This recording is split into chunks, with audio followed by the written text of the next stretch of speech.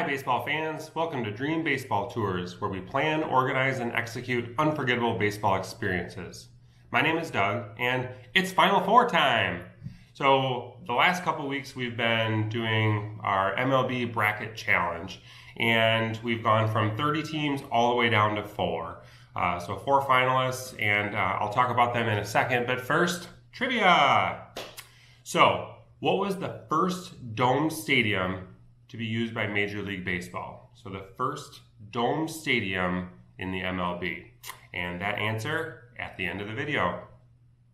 So also before we get into the bracket challenge, a couple things that I've done in the past week since the last video that I did.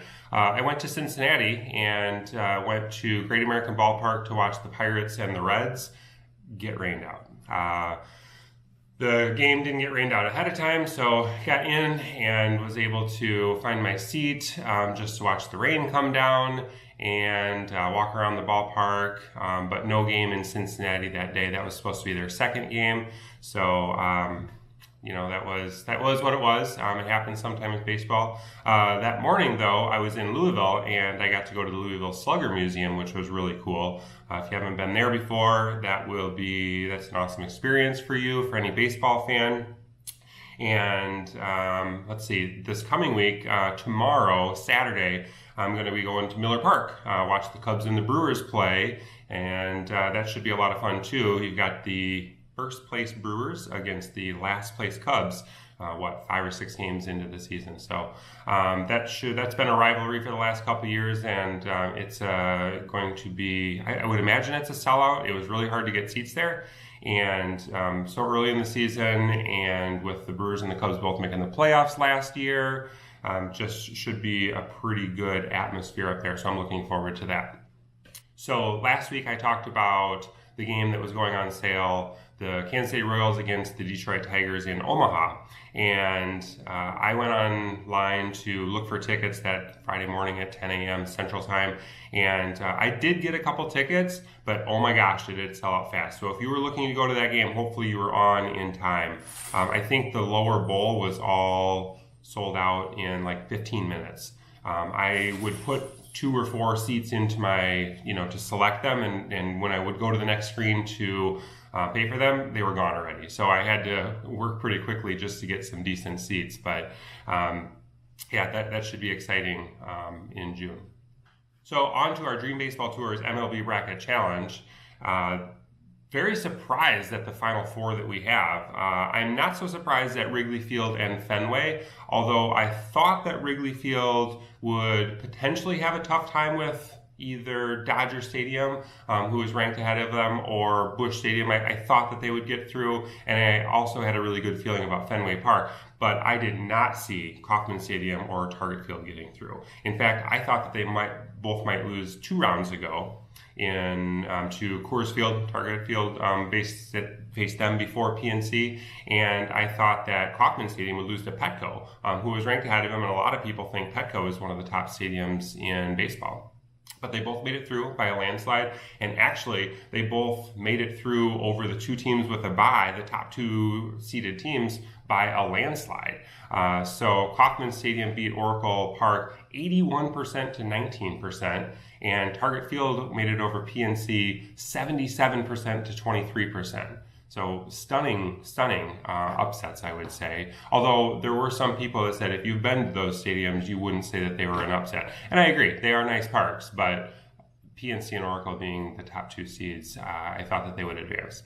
So a couple things about the matchups for the Final Four. So we have Kauffman Stadium against Wrigley Field, 2 Midwest teams. So for Kauffman Stadium was built in 1973. It's got a seating capacity of just under 38,000, and probably one of the most known facts about Kauffman Stadium is their water spectacular behind the right field fence. So if you've seen, they've got big fountains and they've got waterfalls. The fountains are actually turned off when the game is being played, but the waterfalls are going the whole time. And then Wrigley Field, one of the oldest 2 stadiums, it was built in 1914. has the highest seating capacity of the 4 remaining stadiums at just under 42,000. But they're probably most known for the ivy-covered brick walls in the outfield, kind of the nostalgia around Wrigleyville, and just the openness of the stadium. It was the last stadium to have lights back in 1988, so they still play a lot of day games. For the other matchup, Fenway Park against Target Field. Fenway Park, the oldest stadium, also probably one of the smallest. They have a seating capacity of just under 38,000. They were built in 1912, and they've got a couple peculiar things going on in their stadium. First of all, they've got, as everyone knows, the Green Monster out in left field, and they've got the pesky pole in right field. They've got the smallest foul ball territory of any stadium, and like I said, the shortest fences. The right field fence down the line is 302 feet. And back in, I believe it was 1952, somewhere in the early 50s, they made a rule where every ballpark, the shortest the fence can be is 325 feet. But Fenway grandfathered in there. They have smaller fences. Actually, the Green Monster is also not 325 feet, but because of the size of the wall, you may have to hit it that far just to get it over the fence. For Target Field, their seating capacity around 38,500. It was built in 2010, and back when it was built in 2010, it was actually rated the #1 stadium experience by ESPN, the magazine. Out in left field, they have a Budweiser roof deck, and it features a bonfire out there. It's the only stadium that has a bonfire going on. Mostly, not a lot of seats out there, mostly standing room only, but there are some cold nights up in Minnesota, especially early and late in the season, and it's not a dome stadium, but that's where you can stay warm if you're out in Target Field. So a lot of fun these matchups should be. On April 1st, I believe, TripAdvisor came out with their best stadiums to visit, or something like that, and 3 out of our 4 stadiums were in there. Wrigley, Fenway, and Kauffman Stadium were all in the top 7 that you have to see as a baseball fan. Target Field probably just missed that.